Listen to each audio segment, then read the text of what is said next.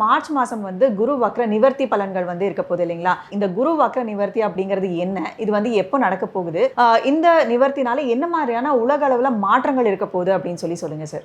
குருனா தங்கம். இன்னைக்கு தங்க ரேட் என்ன ரேட்ல இருக்கு? அத்தனைக்கும் காரணம் இது. அப்ப உலக அளவில் ஒரு நல்லது நடக்கணும், பொருளாதார ரீதியாக மாற்றங்களை கட்டுக்குள்ள வரணும் அப்படின்னா முதல் தங்க நிலை சமமாக வரணும்னா குரு வக்ர நிவர்த்தி மார்ச் 11ஆம் தேதி வக்ர நிவர்த்தி அடைகிறார். அது வரைக்கும் ஏற்றத்தாழ்வுகள் தங்கத்தில் இருந்து கொண்டே இருக்கும். ட்ரம்ப் அவர் பார்த்தீங்கன்னா அவர் ஆடுற ஆட்டத்துக்கு மாறி மாறி இந்த பிரச்சனைகள் வந்துக்கிட்டே இருக்குது. அதை விட மக்களோட மனநிலைமைகள் இப்போ பார்த்தீங்கன்னா நிறைய பேத்துக்கு குழந்தைக்கு பிளான் பண்ணி நிறைய பேருக்கு ஃபெயிலியர் ஆச்சு. கல்யாணம் வரைக்கும் பேச்சுவார்த்தை போய் நின்னவங்க பல பேர் இருக்காங்க. வீடு கட்டலாமா ஆரம்பிச்சவங்க திடீர்னு லோன் கேங்ஷன் ஆகலை. இந்த மாதிரி நெகட்டிவாகவே நிறைய பார்த்துட்டோம். இதுக்கு ஒரு நல்ல காலம் பிறக்கணும். அந்த நல்ல காலம் எப்பொழுது வரனா மார்ச் 11 பக்கம். மார்ச் 11 வரும் பொழுது இன்னொரு விஷயம் வேறு நடக்குது கோச்சாரத்தில். வாக்கிய படியும் சனி மீனத்துக்கு வந்துடுறார். அப்போ சனி பயிற்சியோட முழுமையான பலனும் அனுபவிக்க போகிறோம். அதுவும் இல்லாமல் இந்த ராசியோட சுப பலன்கள் வக்ர பெற்ற கிரகங்கள் பலனை குறைத்து கொடுக்கின்றன. முழு சுபராக கொடுக்க போகிறார். அப்போ பொருளாதாரம், விளைச்சல்கள், நாட்டின் சீரமைப்புகள் அனைத்தும் சுபிச்சமாக வர்றதுக்கு இந்த வக்ர நிவர்த்தியே காரணம் அப்படின்னு தெளிவாக சொல்லிடலாங்க.